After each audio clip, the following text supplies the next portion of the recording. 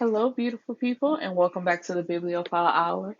I am your host slash cousin, Erica the Bibliophile, and we are entering the six-part series of Wahida Clark's Thug series.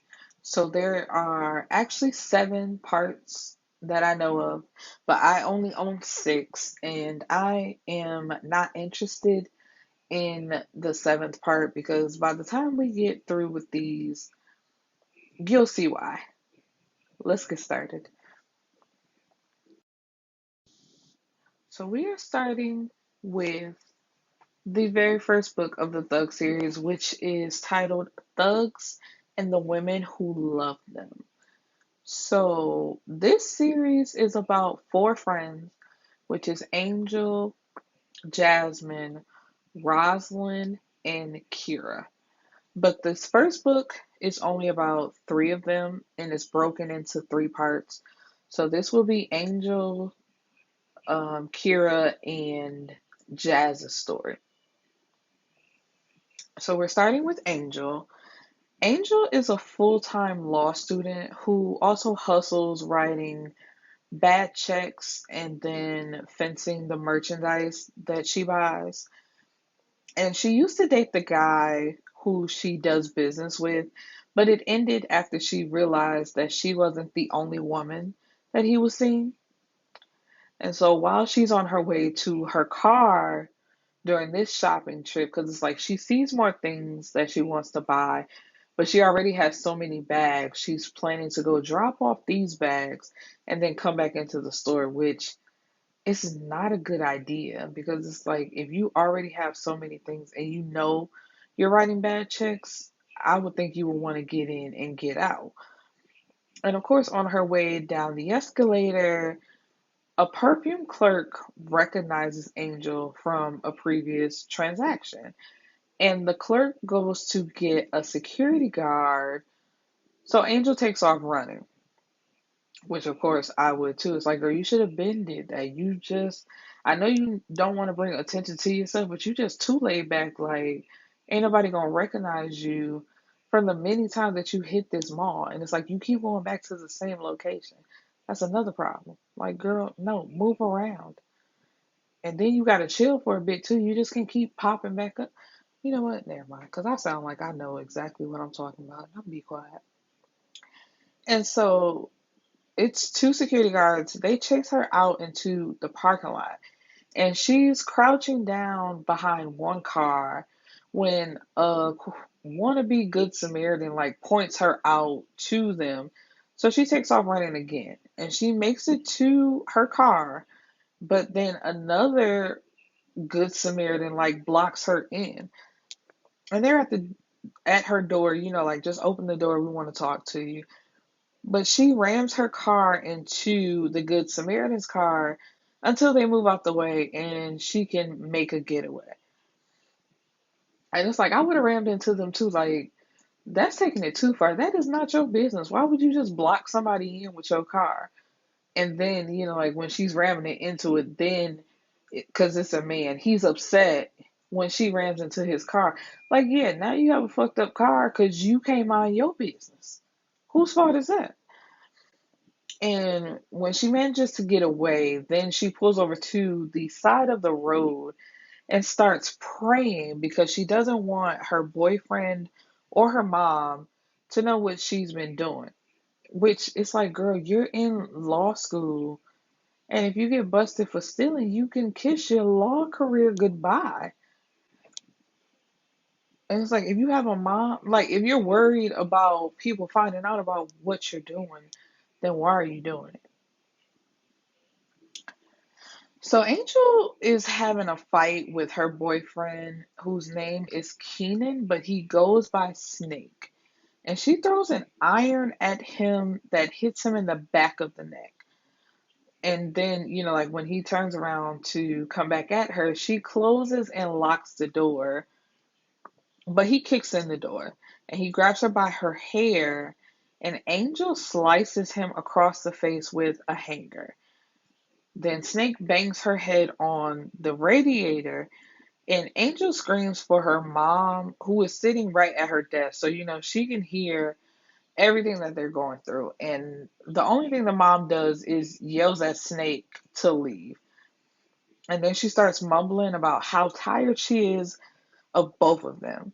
Snake and Angel have been doing this dance and tango for 2 years now. So everybody's used to it because they always get back together and everything goes back to being all good.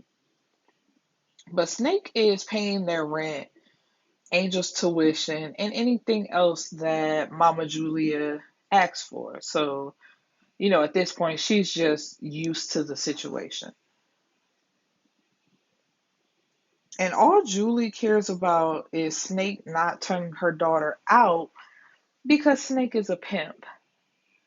Which, okay. It's just like, how do you date a pimp? I'm just so confused. Like, how do you actually date a pimp and be serious with a pimp? And Snake looks himself over in the mirror and, like he's messed up. So he slaps Angel again and she kicks him in his stomach and then goes in her closet and gets her 9mm. And she's pointed at him and telling him, like, I'm not one of your hoes. Don't just come in here hitting on me. And this whole fight started because Snake walked in, like, slapping her, upset about her being in a study group with a guy. And, she's like, he's just my study partner, but like Snake is telling her, yeah, but I know him. I know what he about. He ain't just trying to study. And he's just like, are you serious? Okay.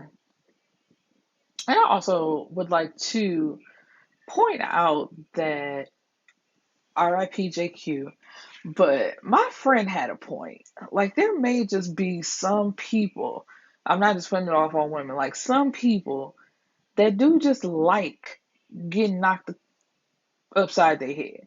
And I like, as we get deeper into this series, like, you'll see what I'm saying. But it's like well, fuck it, I might as well say it now. They all get into fights with their significant others where they are being abused, but they just, like, just shrug it off as if it's nothing. Like, this is what every couple goes through, and this is just what you got to deal with when you dealing with a hustler. And it's just like, no, sis, y'all can fight without him slapping you and choking you out, and it don't matter how mad he is. He don't have to put his hands on you. But if you like it, I love it. And so they have sex against the dresser, but remember, he kicked down the door, so the door is broken. And like, her mom and her little sister is in the house, but they don't care. So when they're done, Snake fixes himself up and he walks out past Mama Julia and Angel's 12-year-old sister Carmen. So Snake receives a call from one of his girls that she'd been in jail all night, and she'd been calling him to come bail her out, but he just, like, hangs up on her. And then he finds another one of his girls on the stairs in a deep nod, which means she's doing dope and she's in the process of a high. But it's where they get, when you say nod, it's almost like they're sleeping because they're just, like, dozing off and can barely keep their eyes open, but they're high, they're not asleep. So that's why it's called a nod, if you didn't know. So Snake empties out her purse to find a small amount of money plus 2 bags of drugs. So Snake starts to choke her out because his rule for his stable is don't nobody do no drugs because you need to be on high alert to get this money. So Snake has a terrible temper, like, this is a known fact, and he has already killed 4 of his other hoes in the past, and I guess, don't nobody know about that. And then Snake proceeds to throw this girl down the stairs, then begins to hit her in the face. And she pleads with him to stop so that she can fix it. And she swears that she can fix it. So he stops and tells her to go clean herself up. And he's almost surprised that she can still talk at this point because that's how badly he was beating her. And he knew that's how badly he was beating her. So on his way out of the building, he bumps into Roz, Jazz, and Kyra. Kyra is Angel's first cousin, but they're all very close friends. Like, they're all best friends. And Snake doesn't like them, and the feeling is mutual. The girls notice the cut on Snake's face and runs upstairs. And they see the door and, the state of Angel's room. And when she comes out the I was gonna say out the hospital, out the bathroom, Jazz notices the glow on her face. And with disgust, she says, "So after he whoops your ass, you fucked him? What is the matter with you? One of these days he is going to kill you." And Angel burst into tears, claiming she can't help it, and that's just the type of relationship that they have. She loves him, and he helps out her family. Plus, she fights back, so she's okay, and it's okay. And it's like it doesn't matter that you fight back and that you feel like you can hold your own. Like with how hard he goes when attacking a woman, even what little strength you think you have, it's not enough to hold up against him. And so Angel is the second oldest of four children. She had an older brother whose name was Willie Wright because he always argued and, would say that he's right even if he's wrong. And she has a younger brother, Mark, and then there's the baby girl, Carmen.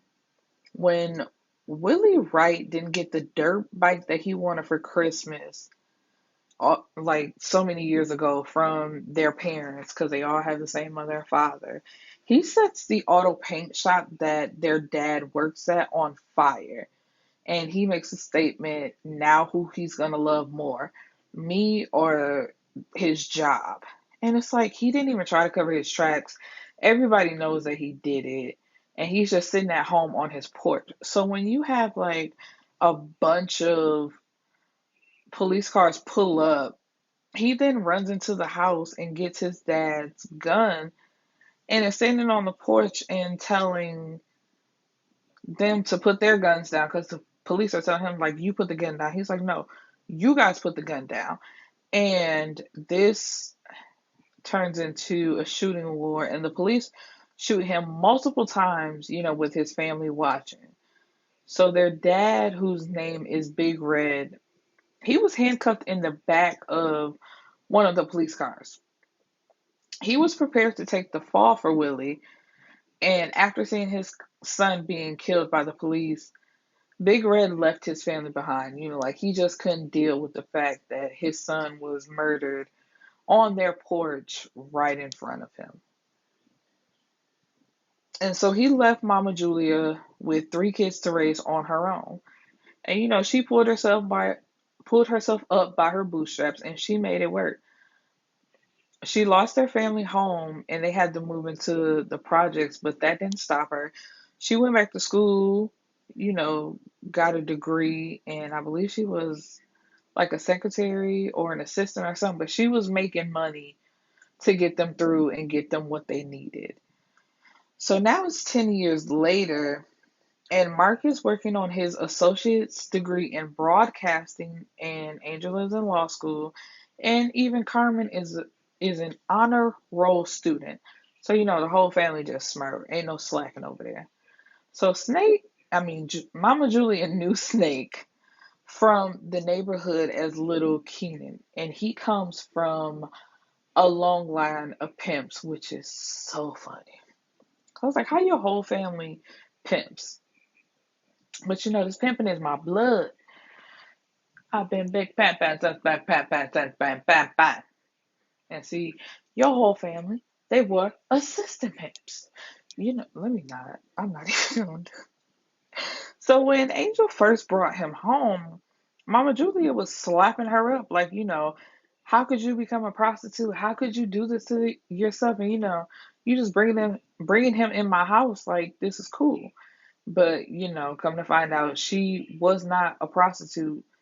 she wasn't messing with him like that. It's like, this is my actual boyfriend. Like, we're just dating.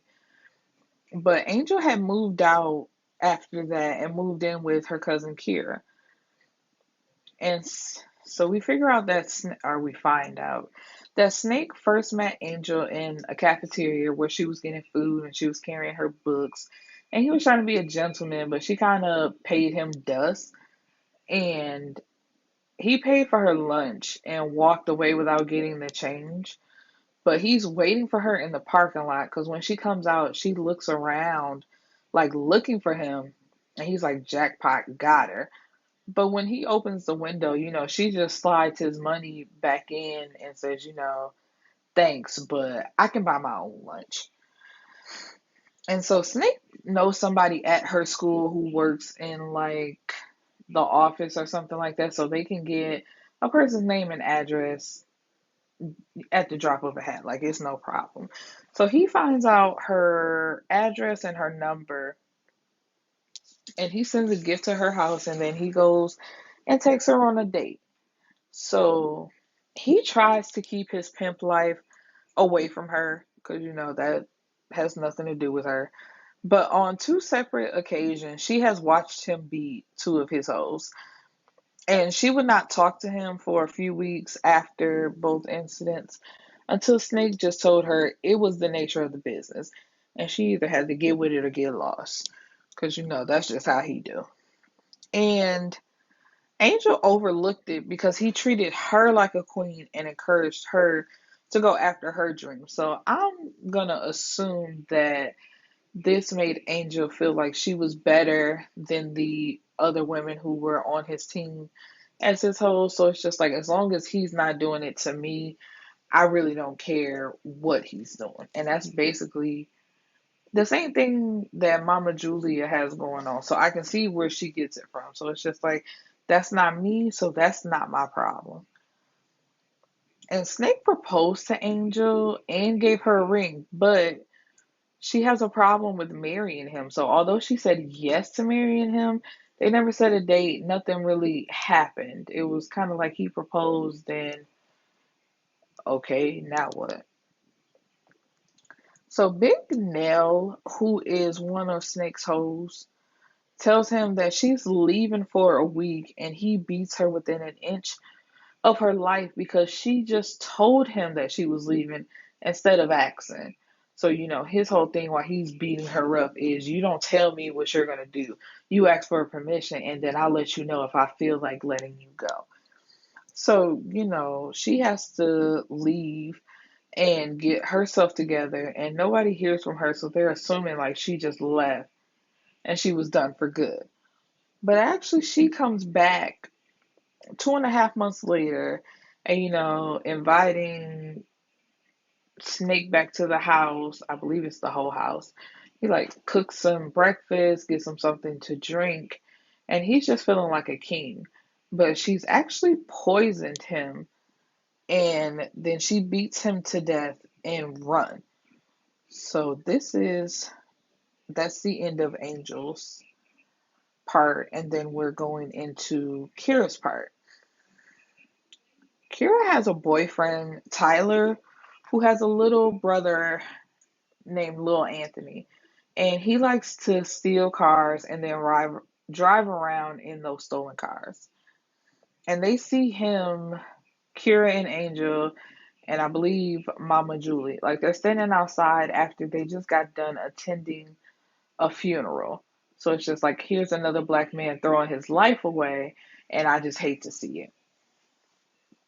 So he stops and asks Kira if she wants a ride, and she tells him no, like, I've been worried about you. You should stop doing this. But he waves her off. He ain't trying to hear that. He out here living life. He don't care. So Kira asks Angel to come over to Roz's house because she wants to talk to her friends. So Angel really doesn't want to because she hasn't heard anything from Snake. So she's been in her feelings and she's just been at home, which I'm trying to understand. I'm like, girl, how you let a pimp just throw you off like this where you hiding in the house, you ain't saying nothing. And he's just like, I don't feel like going because that's just not the relationship me and him had. we talked to each other if we were gonna go missing. So it's just like basically Angel feel like she knows better than what anybody is trying to tell her. But she ends up coming anyway. And when they're all together, oh, but before they get together, because while they're in the car, Kyra asks her, how could she deal with something like that? Like, how could you deal with a pimp? And why are you even this upset the fact that you're not hearing from him anymore? And Angel gives as good as she gets. She's like, how are you with Tyler? That nigga constantly cheating on you from left to right. So it's like, if you asking me questions, let's ask you some questions. And they just leave it at that. Like both of they niggas ain't shit is basically the point. So when they all get together, Kyra tells her friends that she got a new position and a better pay at her job, so she'll be leaving pretty soon. And they're all in school, determining to better themselves and make it out the hood. And not only is she leaving Tyler and moving into, oh, not only that, but she's leaving Tyler and moving into a new job. So, I mean, a new place. Lord have mercy. So it's new jobs, new beginning. And Roz lets them know, more specifically Kyra, that Marvin is home from a 7-year bid and he's been looking for you. So this information just rocks Kyra's world for some reason. I don't know why I called it Kyra. Marvin is a memory that they all try to bury and put behind them. So after the ladies are done visiting, she hops in her car and she hears always and forever. And she says, what is this? Throwback day or something? And this sends her down memory lane. And we are back in the ninth grade, where it's only the second day of school where she met Tyler. He was a bad boy who smoked, drank, and was actually a grade behind the grade he was supposed to be in, but that was fine for him. Oh, but no, but because he was fine, as far as good looking, Kira didn't care about all that other stuff. She was in love. So the girls go to a basement party, and after a while, they were all ready to go, except for Kira. She wanted to stay just in case Tyler showed up, and she was going to ask him to walk her home. So the other girls leave, which I have a problem with, because it's like, even though they are young teenagers, it's just like, why would y'all leave y'all girl by herself? You don't know what could happen. I would never know. I don't care how grown, whatever. Oh, excuse me. I'm not leaving you at a party by yourself. But that's what happens when you have young teenagers who swear they grown. So Tyler does show up, but before he shows up, she's leaning up against the wall and somebody passes her a blunt. So she takes it and smokes it. So after Tyler shows up and they dance for a while, Kira is overheating, so she has to sit down. So Tyler gets up and, goes to try to find her something to drink. But when he comes back, there's like 7 or 8 guys surrounding Kira, who's passed out on the couch, talking about they about to run a train on her. And it seems to me, which I was so disgusted by, Tyler's only motivation for stopping the train is the fact that Kyra is a virgin and he wanted to be the first one to hit it. So it's like basically he almost got into a fight with niggas not from his neighborhood just to make sure that Kyra was okay. So the next day at school, everybody knows what happened at the party and they're giving Tyler his props, big ups to him. So, and that also comes with girls wanting to sleep with him, but him choosing not to because his biggest goal is to get Kyra's virginity. And after that, because he saved her, they do have sex. And she's really feeling like she's grown now because she's 14 years old and she's having sex. So after that, she's starting to dance. I mean, not dance, dress a little bit less, like a little shorter clothes, and she's starting to feel herself, quote unquote, as the older black woman would say, she was being fast. And this is drawing attention from the older guys in the neighborhood. So one day, as she's walking home, Marvin, who I guess is just known in the hood, starts walking with her and tells her, you my little girlfriend. And she tells him, you're too old for me. And I'm like, I'm so glad you know, little girl. So glad you know. Marvin is 22 while she is only 14. It's like that is disgusting. That's disgusting. That's rape. It's rape. It's rape. And I can admit, as a younger person, when I first started reading this series, I loved this. But that's because I didn't know no better myself. I would think I was like 14, 15. And at one point in my life when I was 17, I was entertaining a 34-year-old guy. So it's just like I know about these things. But it's like this is literally so disgusting. What are you doing with this child? Talking about she your little girlfriend, rapist. And he tells her, I'm gonna wait for you. And it's just like, you're 22. At no point is y'all age gonna add up. So what are you waiting for? And he would give her money and little bags of weed. And so she finds, of course, this is exciting for a 14-year-old girl. So Marvin is also, like, he's looking like the man. And Kyra is getting bored with Tyler. She's like, sex ain't really popping because he's just like basically humping her a few times and it's over. She's ready for the big league. She's ready to move past him. So Marvin is buying her gifts. He done bought her a blouse. He bought her a pair of earrings. And any other thing that he think will look good on her, he's bought it and gave it to her. So one day she's walking to Roz's house, and Marvin stops her, telling her to come back to his house because he has an outfit for her that matches what he has on. So he has on this all white ensemble that he bought the same exact thing for her. So she goes back to his house and he gives her the clothes, which she puts on. And then he comes back from the back, and Kyra just looks at him and says, what did you just have? And he's like, what did you talking about? I ain't had none. She's like, no, I can tell by your face you've had something. What have you had? It's heroin. And he pulls it out and gives her a hit of it, and then they have sex with each other. And he keeps her with him like all day. So at the end of the day, when he's done running his errands, he can bring her back to his house and rape her.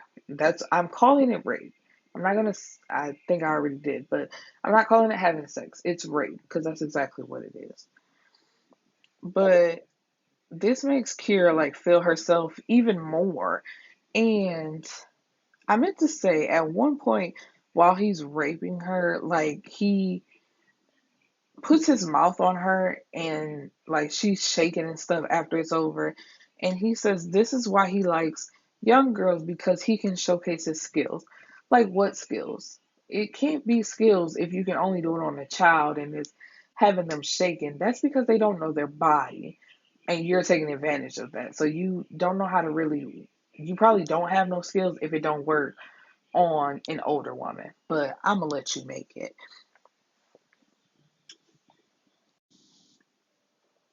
Kira breaks up with Tyler, feeling as if Marvin is more on her level and more her speed. She's grown now. And they were sprung over each other, as sprung as a 22-year-old and a 14-year-old can be over each other.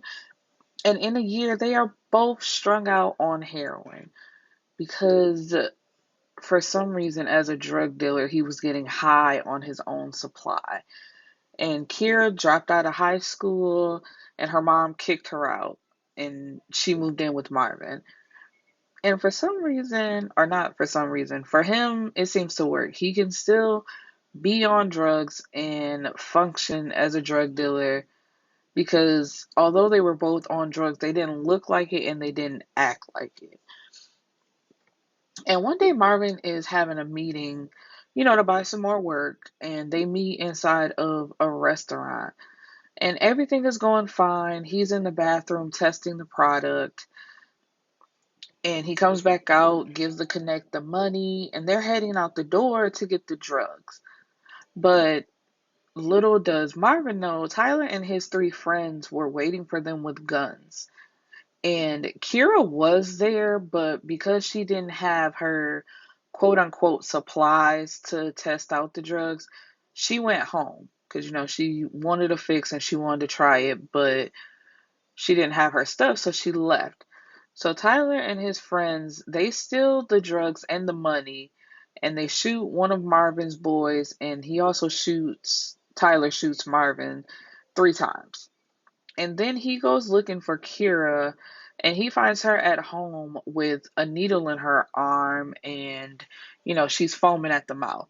So he takes her to the hospital, and when she wakes up, she's, of course, looking for Marvin, thinking he's going to be upset with her because she OD'd. And Tyler tells her that Marvin is dead. And, this devastates her to the point where she has to be sedated by the hospital staff because she wouldn't stop screaming. And after that, Kira goes to rehab and gets her life back on track. She gets back in touch with the girls and she goes back to school. Then she went on to college. And Tyler is by her side the whole time. So they get back together and she moves in with him. Marvin is actually not dead. That night, the people that he was doing the interaction with, like Tyler made them put the dead body in Marvin's body in their trunk and like leave. And so the guys dumped them at the hospital and took off. And Marvin was charged with murder because he was with the dead body when they both got to the hospital. And plus, he had some old charges. So after a month in the hospital, he was sent to Sing Sing for 7 years. And nobody's heard anything from him, or, like people who do know, they're not saying anything. So to everybody else, he was dead until, Jazz told Kira he's out and he's looking for you. So Kira finds Tyler at his older brother's house and tells him that she's moving out the upcoming weekend. So, and he hasn't been home in 4 days. So she had to go looking for him to tell him this.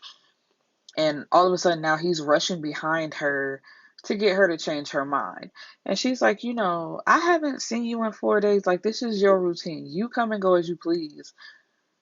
So, I'm out. And he gets upset when he sees like how much of her things are already packed when they get home.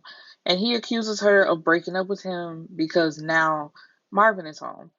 And she tells him, I haven't been with Marvin these last 7 years. I've been with you. So that has nothing to do with it. Although it is circumstantial though, because it's just like we've been doing this, whatever they've been doing in their relationship for 7 years. And it's like as soon as word hit on the block that this man is coming home, now you don't want to be with me anymore. So I could see why he would feel that way because it's just like, girl, it is mighty convenient you want to break up now. But she tells him, she can't be a doctor with a drug dealer. So, it's better they break it off now anyway. And, he tries to plead his case, but she's not giving him any attention. So he just goes on to bed, I guess making up for those 4 days of sleep, he claims to have not gotten while he wasn't at home. At 2:18 in the morning, and I love how specific the time is, just like, it was 2:18. There's knocking at the door. So Kira, she's still up, so she goes to get the door. It's Marvin. At first, she didn't want to let him in, but he tells her, just give me 5 minutes. Just let me talk to you. He's here to get his woman.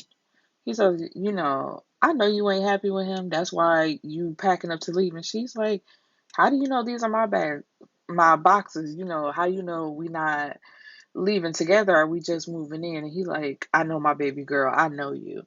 So she tries to resist him, but she can't. Seeing him all over again, looking healthy and clean, it does something to her. It sparks those old feelings. So they have sex in the kitchen while Tyler is asleep in the bedroom.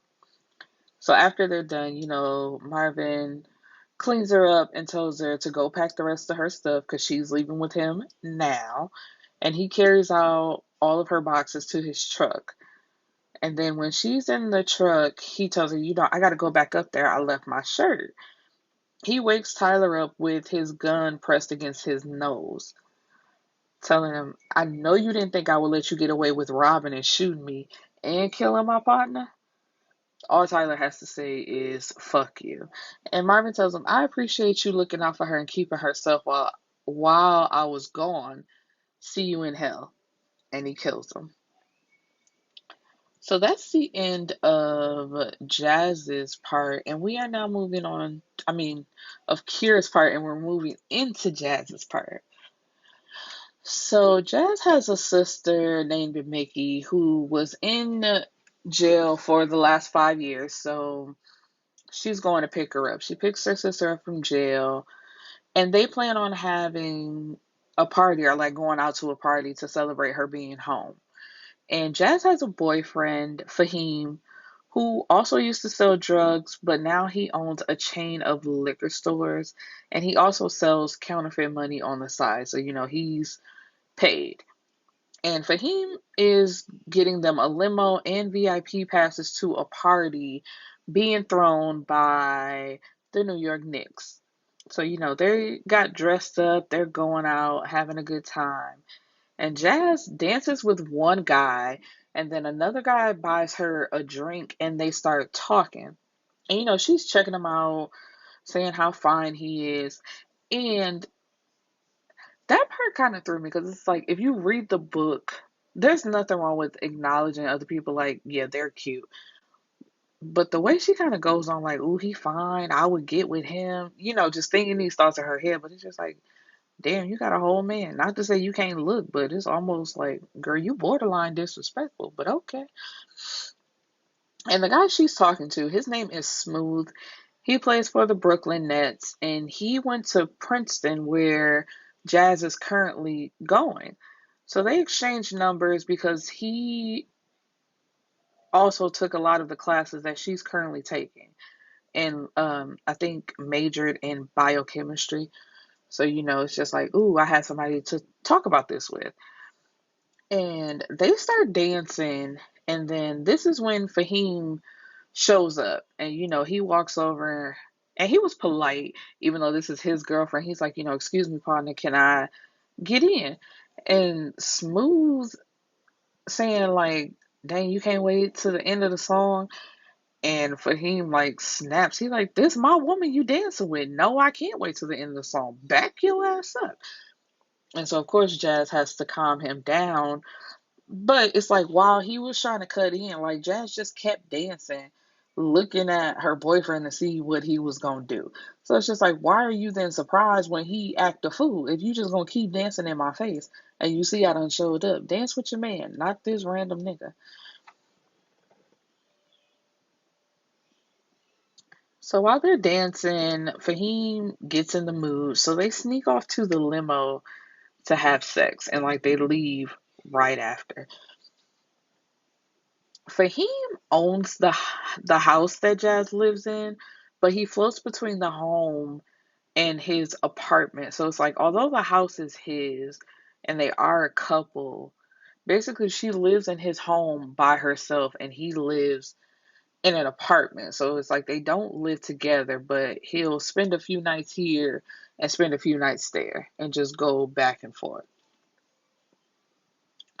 So he tells her that he ran into Marvin, and Marvin is talking about moving to Cali because nothing's shaking in New York or in New Jersey. They're all in New Jersey, but they float back and forth between New Jersey and New York. So, which this means Kyra is also moving to Cali, which kind of surprises her because it's just like, dang, she couldn't call and tell nobody. But it's like, it's just a thought. It's not a permanent thing yet. So why call y'all and tell y'all if it might not happen? So he also tells her that little Anthony, who was Tyler's younger younger brother who steals the cars, he was killed during a police chase in a stolen car. He slid under a moving tractor trailer and it took the top off the car and took his top off, if you know what I'm saying. So the older brother, he lost two of his brothers in 1 year, and basically, I think within like a couple months of each other or something like that.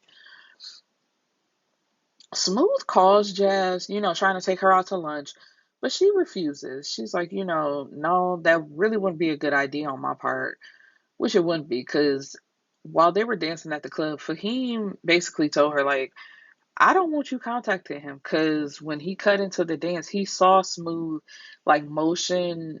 You know how you put your hand up to your ear and say, I'm gonna call you? That's what he did. So he's like, don't call him, don't interact with him because you're gonna play yourself and you don't want that to happen. So after she hangs up and her classes are over, she meets up with another student and they are partners in cooking up crystal meth. And she gets paid 12,000 a day for 2 days. So she makes $24,000 a week for cooking crystal meth. And nobody knows it. It's just her and the white guy that she's working with. So Smooth shows up to the school anyway to take her out to lunch. And they go out to eat. And because they had such a good conversation and a good time, Jazz then invites him back to her house after where they discuss her upcoming term papers and other assignments. So it's really just a work thing, her picking his brain, trying to see what he remembers and helping herself out. And like they get something to drink and they're like sitting close together on the couch. And at some point Smooth kisses her, but then and tries to take it deeper, but Jazz, I was gonna call her Josh, tries well not tries to she dodges him and sets him straight, like, I got a man and that's not even what this is, so you can back on up.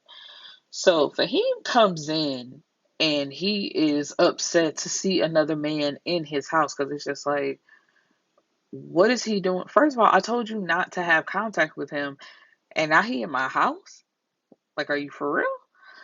Which I can understand his frustration because it's just like if we have a conversation and it's not even trying to be control. Well, in this case it is, but I'm just saying, like, hypothetically, if I tell you that someone you're hanging out with makes me uncomfortable and I don't want you around them, and she basically like agrees with him, like, okay, you're right, I'm not gonna talk to him, then I come home and he in my house, and it's like y'all, it's kind of yeah, there's papers out everywhere, the computer's on, it looks like a work environment, but still, Jazz jumps up as if she's done something wrong. So it's like you're making yourself suspicious.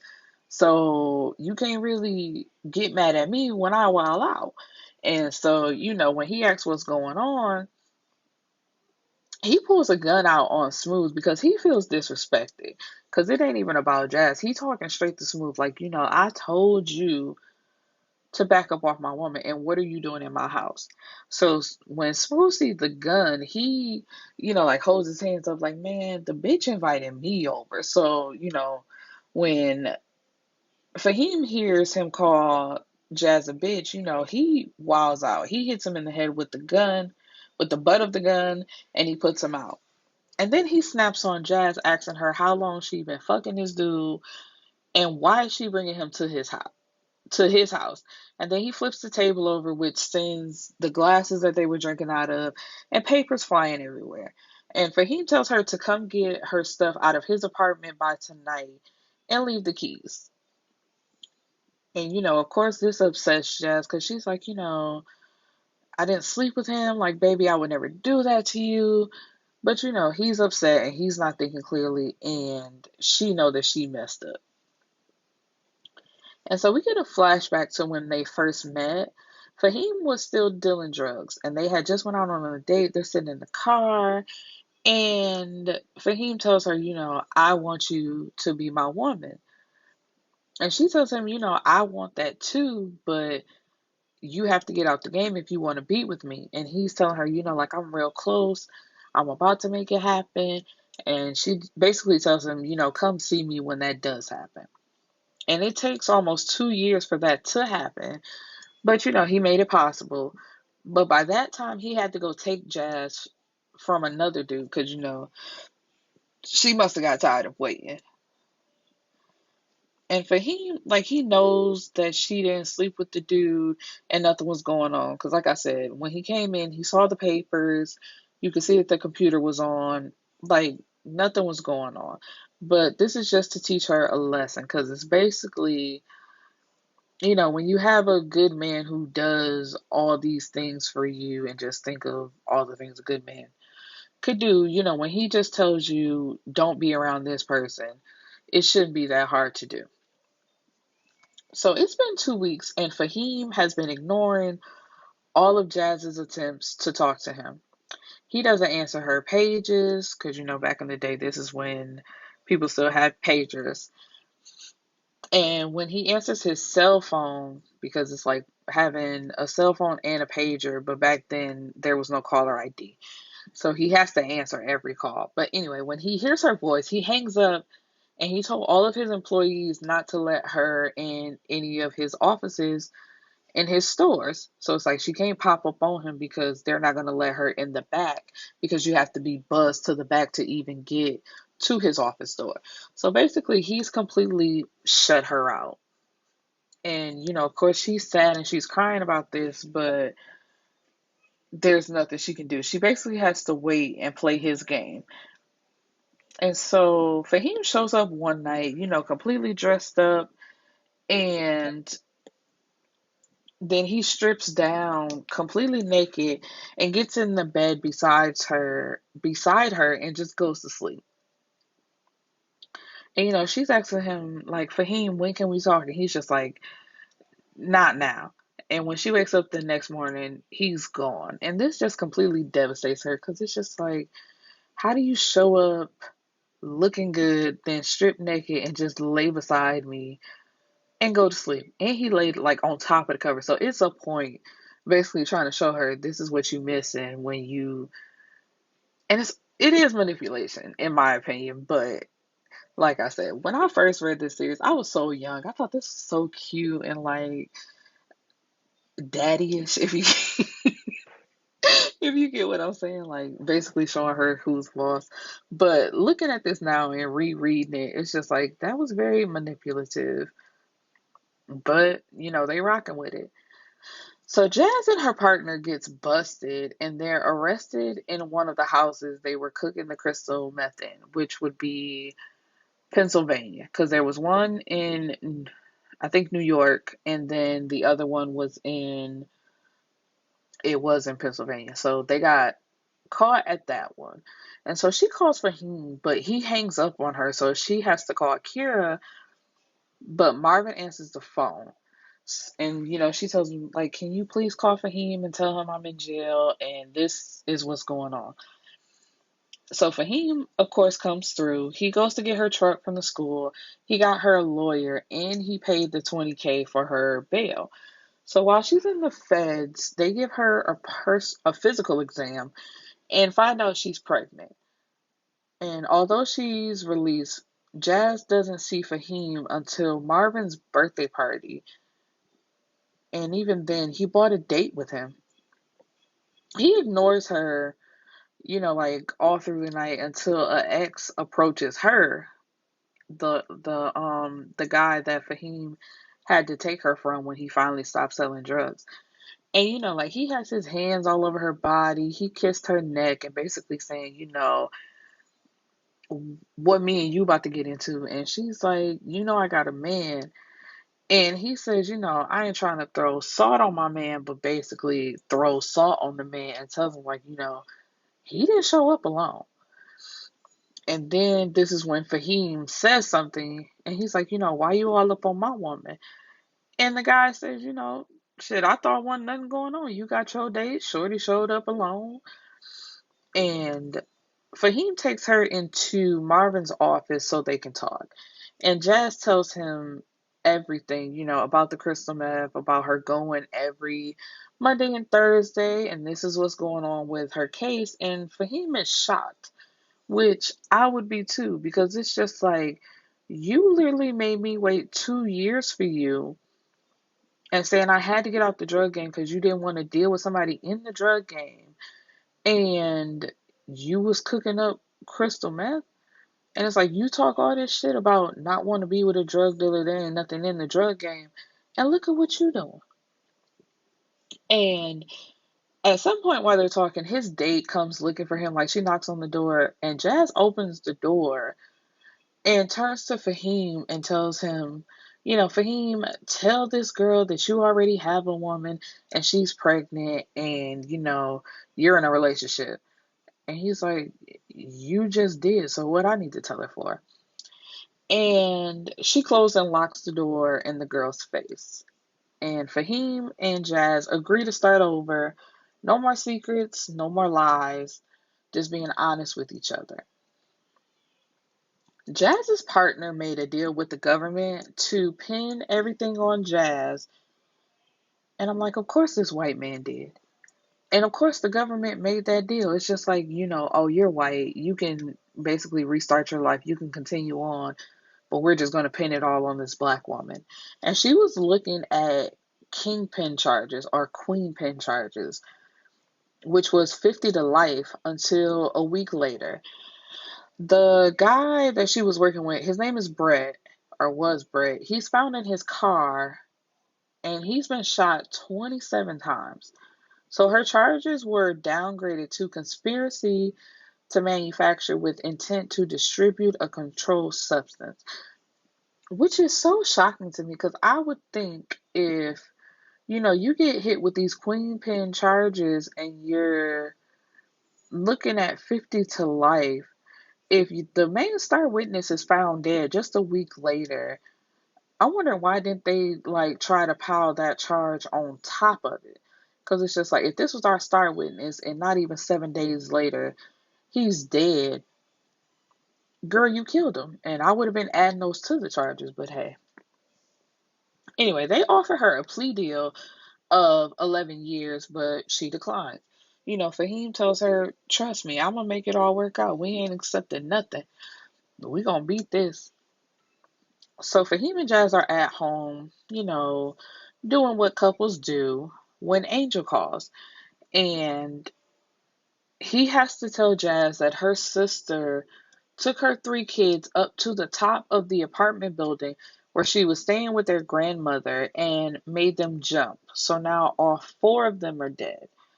But before we got to this point, Mickey had called Jazz at one point telling her, I have to get out of this apartment.